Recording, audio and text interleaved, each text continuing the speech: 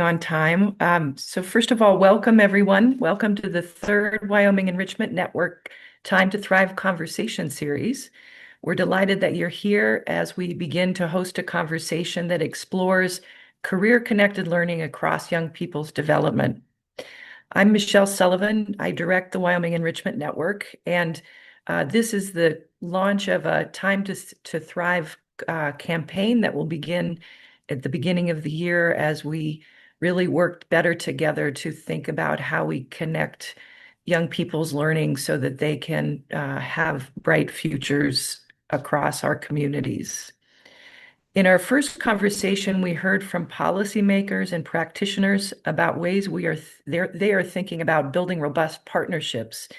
And we heard from Dr. Terry Peterson, who challenged us to think about how the Wyoming profile of a graduate could inform programmatic strategies that we have in out-of-school time learning.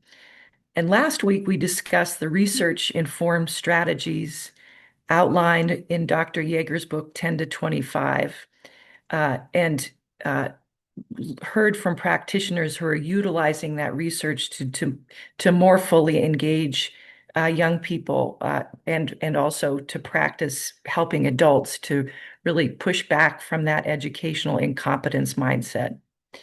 And I invite you to visit our website to watch those conversations if you have a chance.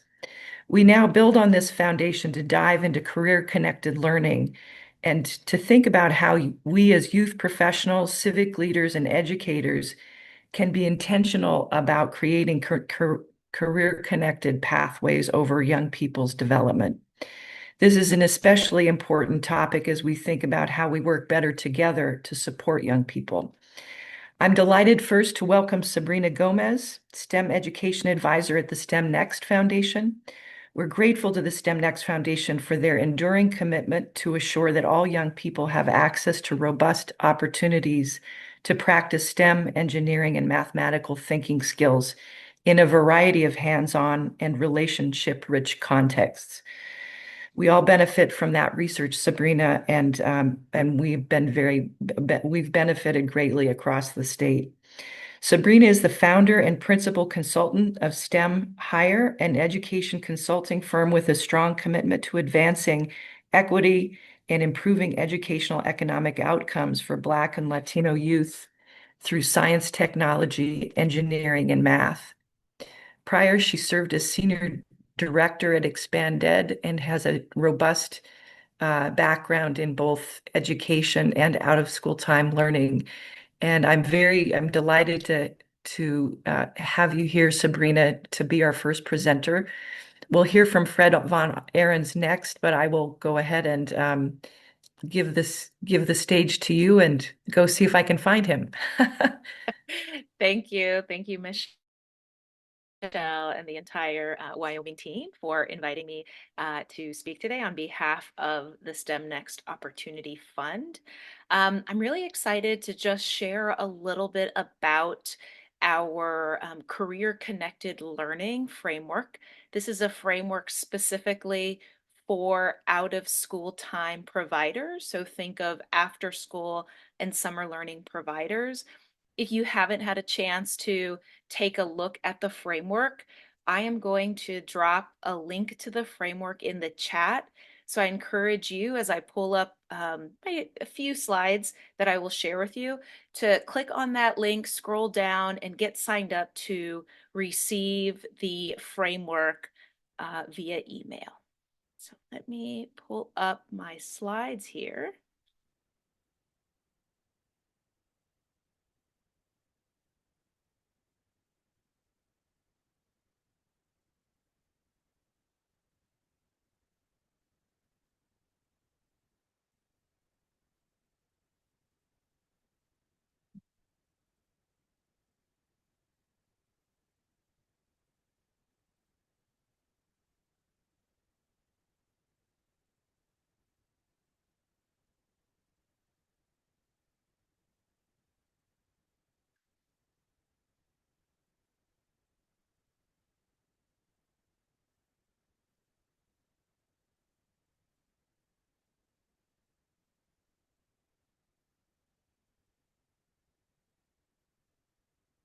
Apologies for the slow start here.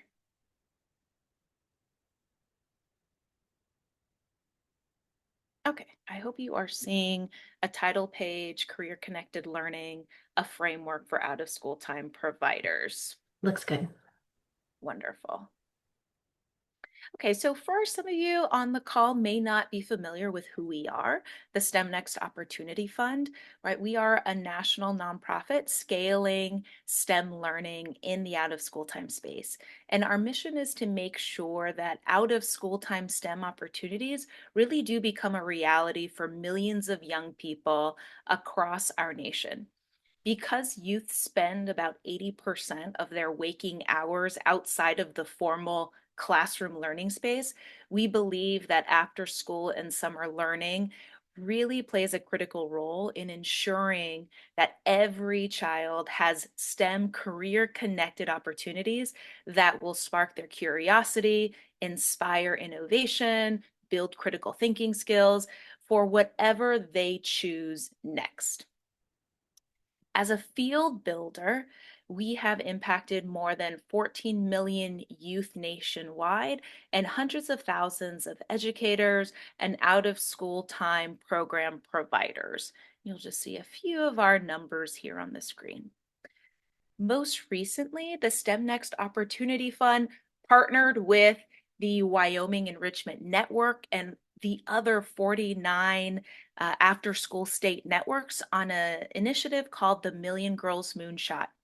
And the Million Girls Moonshot, we learned a few things. We learned that through out of school time STEM learning, 65% of young people increase their interest in STEM career. 76% of young people in our in the Million Girls Moonshot increase their STEM engagement. However, only 49% of young people reported that they had the STEM career knowledge to understand, how to pursue a STEM career if they choose, right? So excitement, curiosity was not enough because without a clear pathway and clear steps of knowing how to get from one point to the next, young people were left, just with that engagement, and then we would see kind of a decline in that. Therefore, the STEM Next Opportunity Fund, we pivoted and we began to think and look at career connected learning, right? How do we make STEM in the out of school time space more connected to career, right? Explicitly connected to career. And that's what brings us to the career connected learning, our framework that we developed and we launched back in the summer of 2025. And the framework, which hopefully you've downloaded, is really divided into three parts, right? These are the three parts of a young person's career connected learning journey. And it really is a lifelong learning journey that begins with our earliest learners in elementary school. During this time, the framework focuses on career awareness, right? Getting our young people to understand what is work, right? What is a career? Who works in our career? Who works in our family? What do our community members do? Beginning to get them interested in what it is that they want to do. That interest continues on in our middle school years where we focus on exploration, getting our young people getting their eyes on a variety of possibilities that they may not be used to, right? If you ask a young person, what are some careers that you know of in science or in STEM, they may say doctor, they may say, app developer, right? But there are so many more career options within the STEM umbrella that we really want to expose young people to. And then in high school, it's an area or a time to prepare our young people, for the world of work, right? What is the world of work? What are those skills that we need? And how might we practice and emulate that world of work through apprenticeships, part-time learning opportunities, internships, and the like. So you'll see our framework kind of divided into these three parts of a career connected learning journey. And then the framework really hones in on four research-based strategies that cut across these three um, areas of career connected learning. And then you'll see these four strategies on your screen now. The first strategy in our framework is a focus on what we call broad skill development. What we mean by broad skill development is a focus on durable skills and growth mindsets. For the out of school time field, you may be familiar with 21st century skills. And those are the skills that we mean when we say durable skills. The term durable skills is a concept that we're hearing more and more from industry and from employers. That's why we focus on that. But it's how do we cultivate these kind of sticky skills that young people will need, that employers keep telling us that young people will need, regardless of the industry or the sector or the career that they ultimately choose, right? Skills like critical thinking, communication, how to work in a team and negotiate with team members, right? How to clearly and articulately perhaps share ideas, share findings, right? This is what we mean by durable skills. And we again feel that the out of school time space is really a critical partner in helping young people practice and refine some of these skills. And then the second strategy is what we call career connected STEM. How do we, as out of school time providers, explicitly embed career connections into a STEM activity, right? I think of, and most recently, about a month ago, I visited an after school program here in Atlanta, where I'm based, and they were constructing and designing a rocket. I'm sure that you've seen this activity, plenty of times, and it's a fantastic engineering design activity. But how can we take an activity that is common in after school and summer learning, but make it more closely connected to career by bringing in role models, either virtual or in person? How can we share and showcase to young people that if you are interested in earth and space learning and discovery, right, there are a breadth of careers that aren't just an astronaut, right, that aren't just an engineer. But young people will not know those exist without us, making these connections explicit, right? And that's what strategy 2 is all about.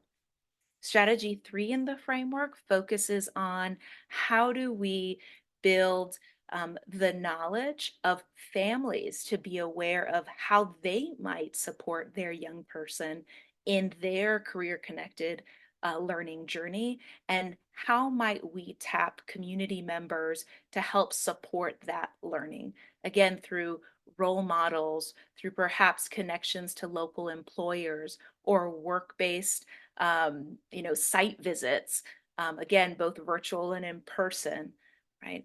And our fourth strategy of the framework focuses on how do we begin to build partnerships to connect a young person's learning experience. So, for example, I think of the fourth or fifth grader who has an amazing after school STEM learning experience, and then they go on to middle school, right? And then they don't know, and their parents may not know, how do that we connect and extend their learning so it just doesn't stop, right, or fall. So how might we support providers, again, young people, to help them make those connections for what comes next in their STEM and career connected learning journey? So in the framework, you'll see specific strategies and tactics in each of these four strategies. And I also encourage everyone on the call to visit the STEM Next Opportunity Fund, Google us, because over the course of this fall, we have facilitated virtual trainings on this framework on each of these specific strategies. So you'll be able to see the recordings and also find specific activities out of school time, lessons and activities that really highlight and speak to some of these strategies.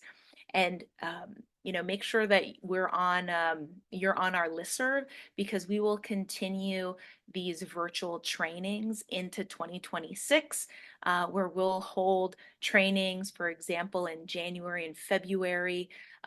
How might we build the capacity of out of school time providers to embed career connected learning with kindergartners, with first to second and third graders, some of our earliest learners.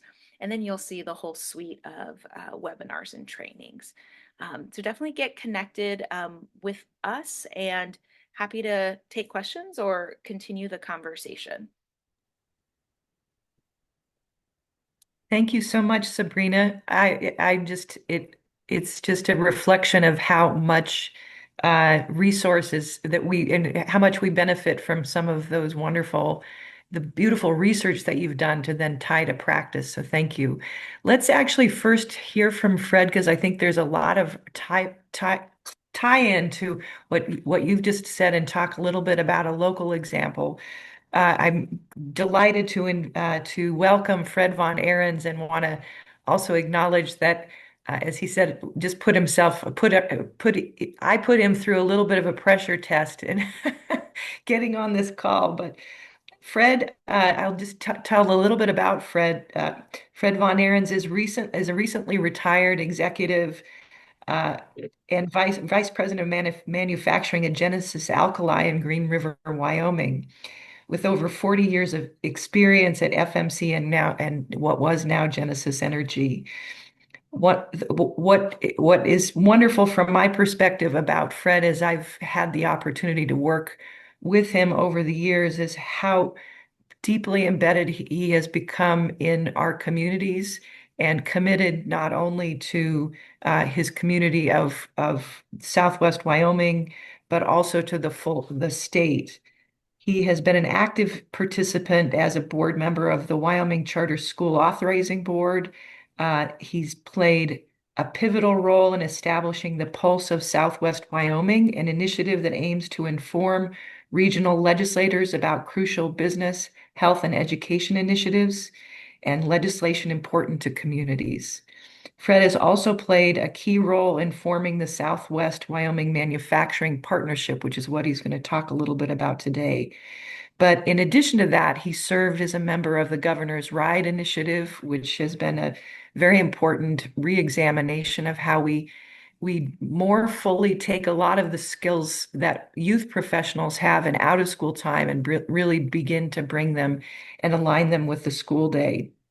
And most recently, he's a member of the Wyoming State Board of Education, and is doing great work there to connect the profile of a graduate with all of the opportunities that we can provide our young people. So with that, Fred, welcome, and I'll have you talk a little bit about your work and some of the insights from your experience. Thank you. And I appreciate hearing Sabrina's comments as well. And kind of to start the conversation, I see my role as really helping businesses become aware that we need to find ways of communicating with educators, communicating with students, and providing those work opportunities, providing that exposure. And so that's one of the things we're working on in Southwest Wyoming. And I really appreciate the opportunity to talk about what we're doing here and what we have done and what we have yet to do.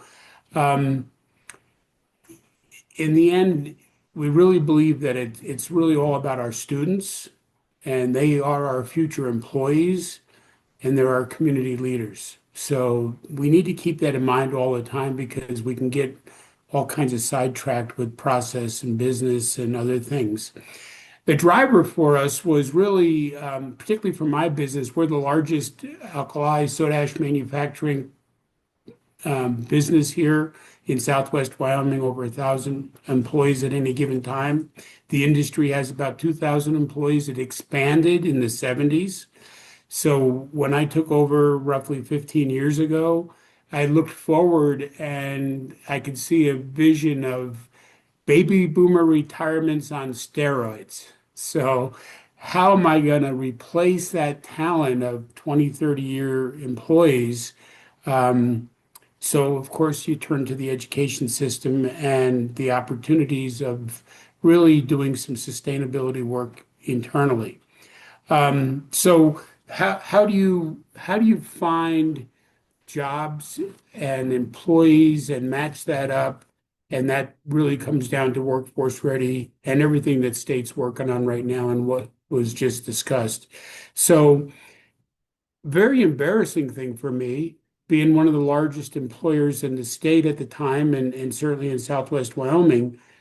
We'd been here over 50 years when I got into town, and people would ask me what kind of jobs we have out there, and they would ask me, how do I get a job? Well, that's my job. You know, we we need to know that these jobs are out here, and too many people leave our state because they don't think there's some very high paying, very enriching careers right in their own backyards. And I can go on and on several stories there where we've had success, but folks come in and they're like, I really did not know this existed. So we really set out to create a business education partnership and let students know, most actually first, let the school administrators and the instructors, workforce, business council, make sure they really understood what was in the community. So working on raising awareness and then providing opportunities, site visits, getting into the campuses, whether it's K through 12 or whether it was at the college, working on mentorships and interns. So back up a little bit how it started. Um, for those educators out there, it's a scary bunch for a business person to walk in and start the dialogue and try to build a relationship, a network, and ultimately trust. 15 years ago, I think the schools felt pretty beat up, and I think instructors felt pretty beat up, and probably businesses were just trying to tell them how to do their job. And that's the least thing I wanted to do. And when I walked into Sweetwater One, it was like going to a junior high prom. I mean, it was like it was a dance, and we had to break barriers down. And you educators have more acronyms than my environmental department. I can tell you that right now. So anyway, it really broke the ice, and we brought the administrators out to the community, to the plant, and talked about the jobs, talked about the opportunities, and then we started bringing students out.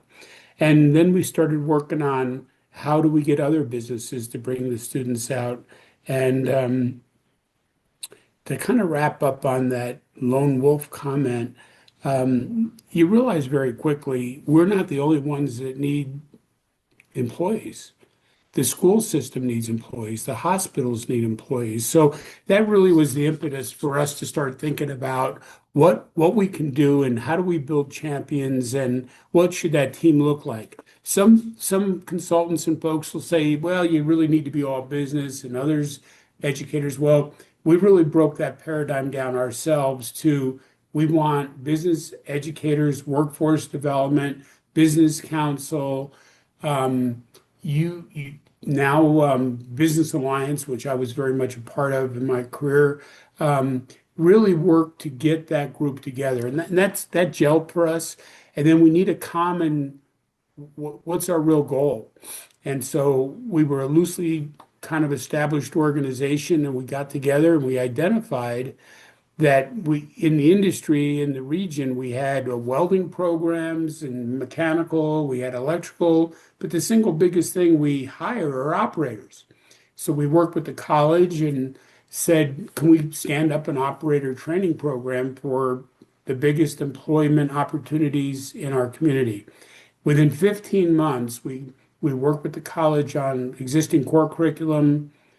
An advisory panel was set up of folks that, led operators and with the school, college, and we stood up that program in 15 months. Um, After that, Rocky Mountain Power was involved with Ron Wild, and lineman training. Linemen are much needed across let alone the state, the country. And we stood that program up, and then we morphed that into high voltage power, which is very much in demand. We've all heard of substations and all that. So that's good. And the focus was, and just a thought is not what we need today. When we run our businesses, it's what you can do to be profitable over the cycle. And as an industry, we got together and it's like, what jobs will be available today over the cycle so that we can stand up a class with assurances that we have jobs in the region or in the state for those career opportunities for those students. And then looking forward, what jobs are out there in the future. And that's another story, but that's kind of things we were planning on. So we really formed that organization. Eventually, a board started to do fundraising, really solidified that, and that really leads to sustainability. And right now, the state and we're working on how do we do sustainability of this energy that we have, as Michelle talked about, between RIDE, Profile of the Graduate, the superintendent's vision, and all the work you're doing. How do we sustain that? So, from a business person, we always work on succession plans. Ron Wild and I, who kind of started this, I jokingly say we're kind of like Christmas, the voice of Christmas past, and we're working hard to develop new leaders that are coming up. Ryan Bledsoe's one of them, a young fella. He's got two young children in the school system. A lot of stickiness for him to participate and support that. So how do we reach out and sustain it and get this team to go forward? And one thing I didn't say early on, build little T's, trust within the organization and enough stickiness that it continues. Southwest Wyoming, we have Sweetwater 1, new superintendent, Sweetwater 2, new superintendent, College, Western, new president.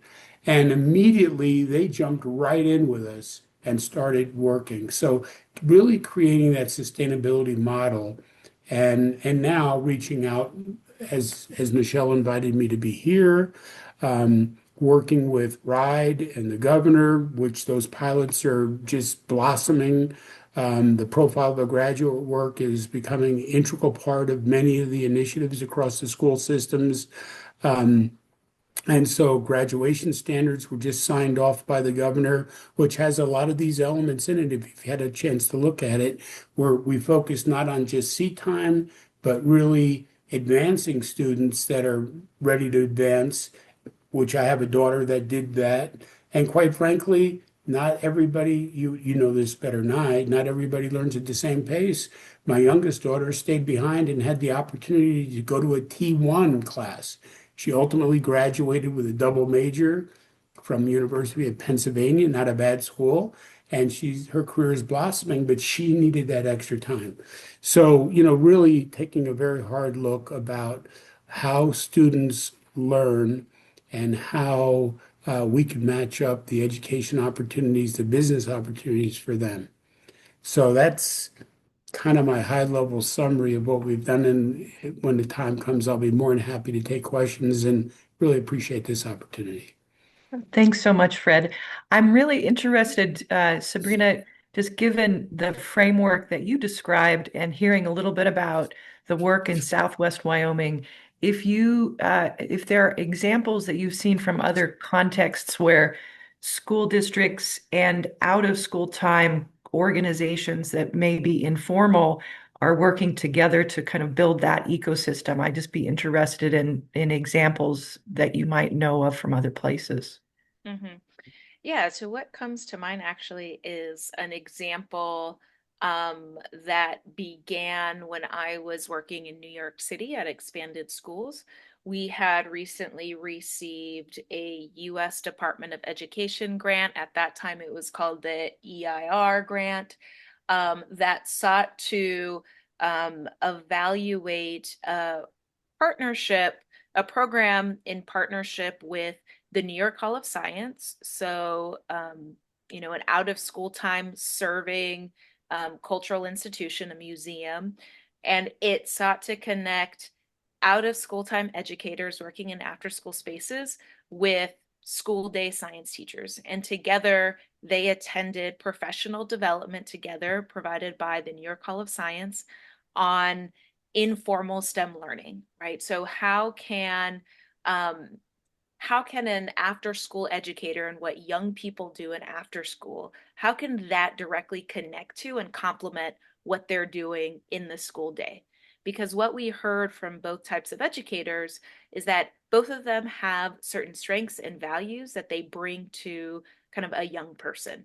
And a school day teacher often has other requirements and pressures that they have to, things that they have to kind of check the box and check the list of what they have to do, but there's more flexibility in the after school space. So for us, it was about creating this, umbrella around a young person and getting the two to just talk to each other, right? So if a young person was learning about, energy and forces in their middle school science class, right? What could that after school educator, what kind of engineering design challenge or project could they do that reinforces the learning and the concepts that they're getting in school, but bring it to life, right? And at that point, we weren't necessarily talking about career connected learning, but I think these kinds of partnerships are really valuable. But I think they, to Fred's point, you have to first get people like in the room, right? You have to get them in the room talking to one another and kind of speaking the same language. It's what we also see with out of school time and industry and employers, right? Out of school time folks are saying and talking about something over here, and the employers and industry are kind of saying the same thing, but talking about it in another way. So, how can we get them to kind of understand each other? And something that I, failed to mention when I was speaking, but thank you, Fred, for reminding me, is that STEMnext also just last month released what we're calling a playbook. It was developed in partnership with Jobs for the Future. It is a playbook that is specifically for out of school time providers, for education leaders. It includes practical guidance for initiating, strengthening, and sustaining employer partnerships, right? It's kind of what Fred was talking about. So I'm going to drop that link into the chat. And beginning in 2026, we're going to be hosting virtual trainings on this playbook. So in this playbook, if you are a provider and saying, well, what's the first step? How do I even begin to talk to an employer in my community, in my region? Take a look at this playbook because it's pretty actionable. And it will guide you into, what's the first step? What's the first step you could take? And if you're farther along in that process, look at I think there's 6 steps, 1 through 6. So take a look at that. Thanks for that, Sabrina. Just before we get into questions, I also want to introduce Erin Kilbride, who is here in Sheridan, where I'm based, and she directs the Whitney Foundation. And I wanted to bring it in as a complement to what Fred's work in Southwest Wyoming as a kind of new initiative that's starting here. And Erin, I'm wondering if you'll talk a little bit about what you're working on here and kind of anything that resonated or that came up for you as you were hearing from both Sabrina and Fred in this conversation.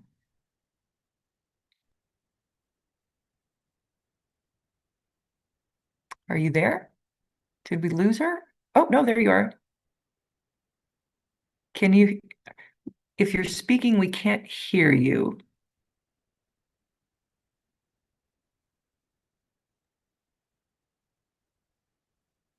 Or you might be frozen.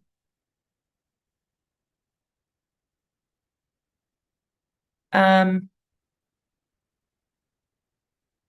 well, maybe actually from that perspective, maybe I'll just, Fred, I'll invite you to kind of comment on Sabrina's just add addition and anything that that kind of resonated as she was talking about examples of out of school time, and we'll see if we can get Aaron back here. No, that's wonderful. The school systems are being very creative and just like Sabrina talked. Um, One of the school systems here is they created class time 3 days a week for students to get out of school experience. So that was really helpful, but obviously it had to be pretty local. Um, so again, I said earlier that I believe it's up to me and our business partners to really think about how we can create those opportunities, whether it's in a hospital or, the chamber or at a PT center where they're working on therapy and there's a lot of networking opportunities. Um, One thing I'll add though, Sabrina also talked about um, language. We did what I call bring the workplace to the school because today's technology allows that. And sometimes it's just not practical because of geography or the type of workplace to get students into that work environment. So what we did was we had an engineering manager line up with science and engineering STEM focused students, three of them, and started having them work on a project that we needed to have some work done on at the plant that we thought would be a good opportunity. Well, the first barrier became they're on Apple and we're on Microsoft. So the first development opportunity was to learn how to use Microsoft and, make sure you're dialoguing with the instructor to make sure one, it's consistent with the rubrics that the instructor is teaching and how credit could be given for that work. And then literally having one of my managers go over to the classroom periodically and then work over Zoom or Microsoft Teams or Google to make that happen. So I would just add, you can work on bringing the work to the students as well as bringing the students to the work. Thanks so much, Fred. I think we have Aaron back in we I think there's like technology karma today. But Aaron, I'm wondering if you might oh Hold on. I'll leave this one. Yeah, so can you guys hear me? yes, yeah. Okay, yeah, technical difficulties here at Whitney Benefits, but I think my phone hopefully will stay stable on this internet for now. But thanks for the opportunity, Michelle, to share. And I really enjoyed what Sabrina had to say, and as well as Fred. It's something as we took on our project up here, that I looked at the Southwest Manufacturing Partnership in Southwest Wyoming, sort of as a lead to mirror our program with a little different. Our program, I think it should be industry led, right? Along with educators. And so that's what we've done. We just have convened our education systems for school districts, the community college, and our industry partners. So we've had them all at the table. And I think, Fred, you said that it's important to have everybody at the table, or maybe Sabrina said it, but it is because if you make it an educational process or an industry process, one of the others probably not going to follow. So I think it's important that everybody's at the table. Sabrina, I appreciate what STEM Next has done. We've used some of your work, and you mentioned the workbook. The workbook, we've used that to create our employer guide as well. So very, very similar. I love that Michelle has worked so hard to help school districts and our community understand the importance of out of school time. that after school time, because I think that students need to see it multiple places. And they're hopefully going to see it more in the school districts as more school districts come on to realize that the exposure piece at the elementary is important, as well as the the exploration and the experience.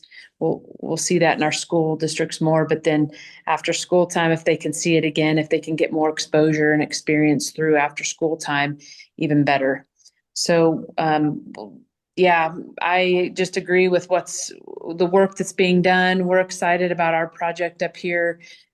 Just having all 4 school districts and community college and our industry partners a part of it, making great headway to support these students. Because you're right, Fred, it is about the students.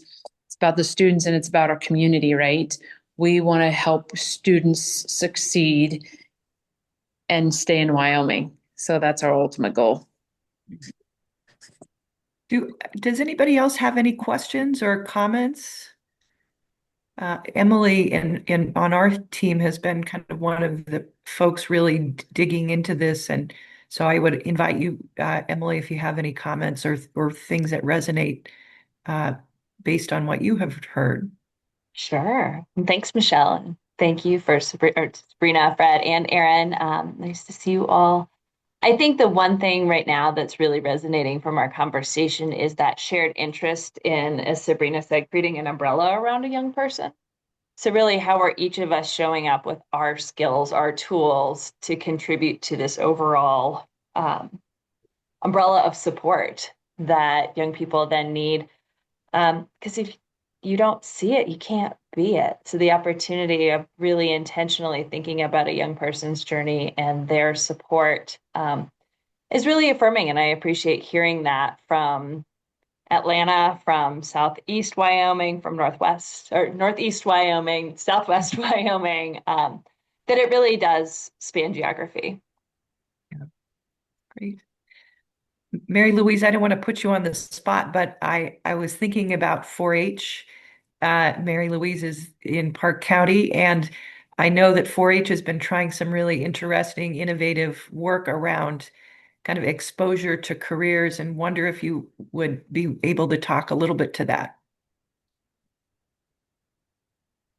I think it goes hand in hand, but the thing is that uh we see them not like every day. We see them maybe once a month, maybe once a week. It's like it's a part of our stuff, but yet it's tough to get some of the traction that like the school districts can do, or even that out of school time where they have them every day or, multiple times a month. I was thinking about your Whirlin Collie and the virtual. Oh yeah, the virtual career fair. Yeah. So through 4-H, they do, which is open to everyone, but it's a virtual career fair that they've been building over time, which has been really fun to see with really interesting combinations of careers from around Wyoming as well. So, Yeah, well, and what we try to do is we try to get Wyoming people, or at least people that grew up in Wyoming. They may not be like the underwater welder. Like that's not a Wyoming career, but he was a Wyoming young man. And he grew up in the 4-H program, so he was able to make connections that way. But we yeah. try to bring careers that they may find in their hometown, or maybe also to realize that there is a breadth out there too, that Yeah, not all possibilities are available in Wyoming. yeah. I was thinking about that when Sabrina was talking about just the number of things involved in space beyond just an astronaut. And so I was reminded of what you're doing at 4-H to try to bring that home to especially rural communities around the state. So Well, thank yeah, you. I made a note on that when when Sabrina was talking about that different types of role models. Like you just need to think broader. Mhm. Yeah. Yeah. And I would say, in the playbook one of the very first steps that we try to get providers to think about is to think about labor market statistics. But all that to say is you can easily Google or go to Chat GPT and just insert, what are the high need industries in Wyoming within the STEM space?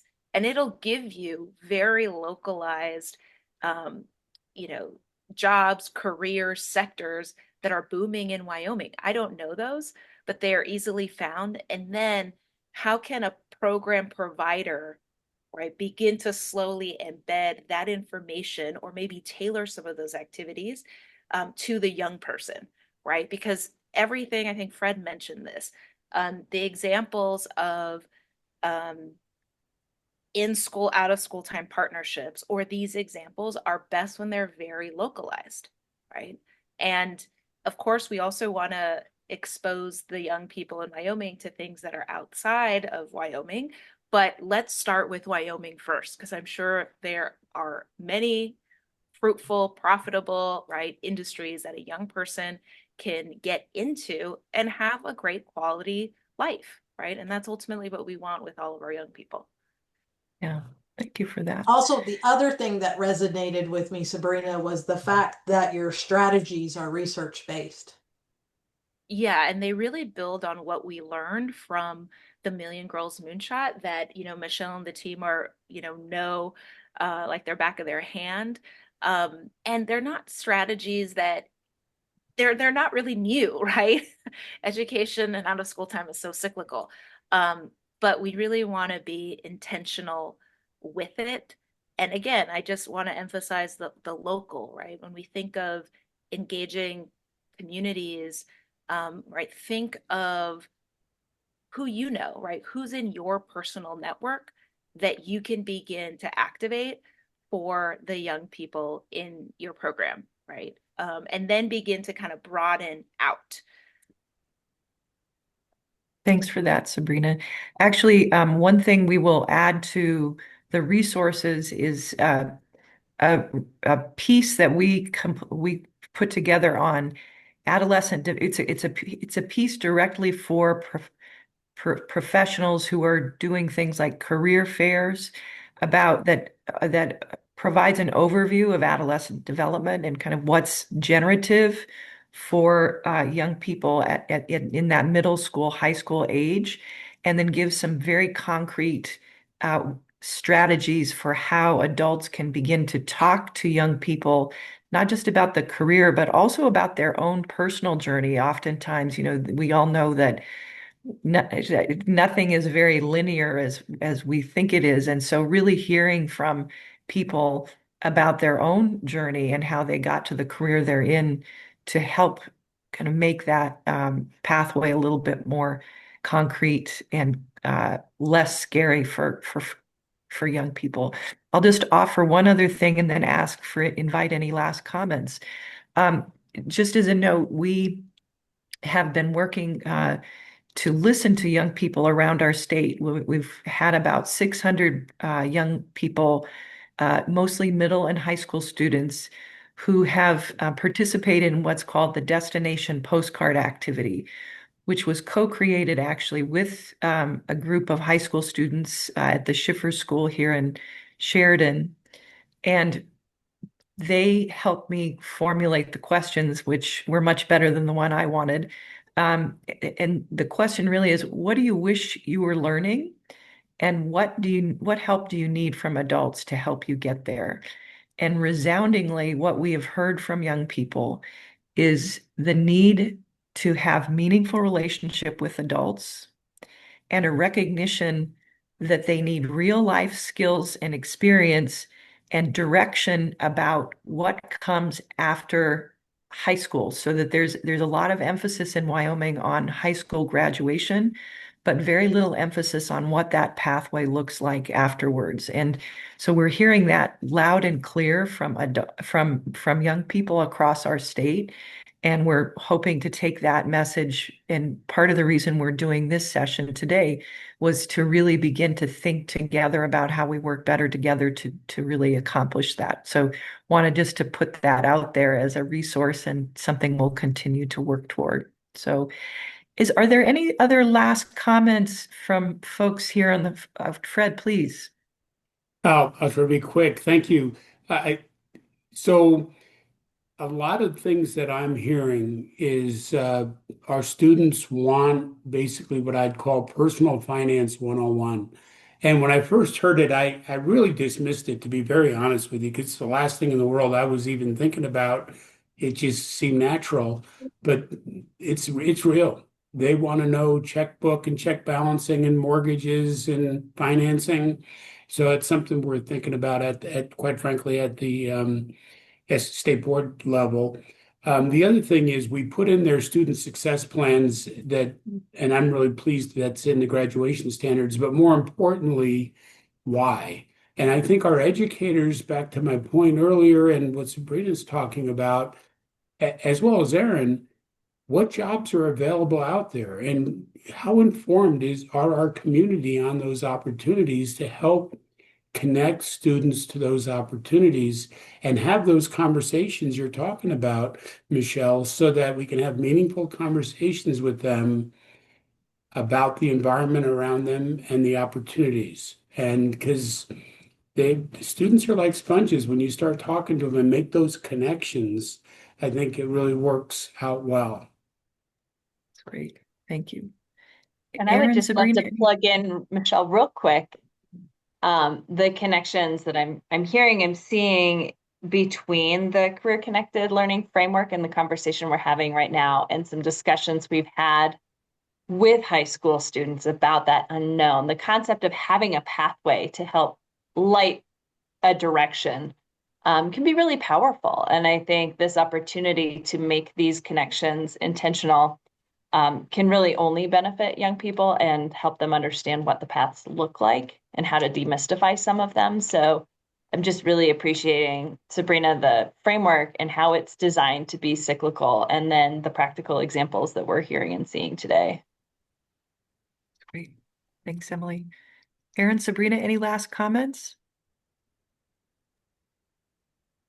No, thank you. I would add just one other resource, and you all may know about it, is the National Career Clusters Framework, Advanced CTE. It just gives you a good idea of careers and jobs, and then you can see those jobs and maybe potentially see what's in your, region or your town to help students better understand what's available.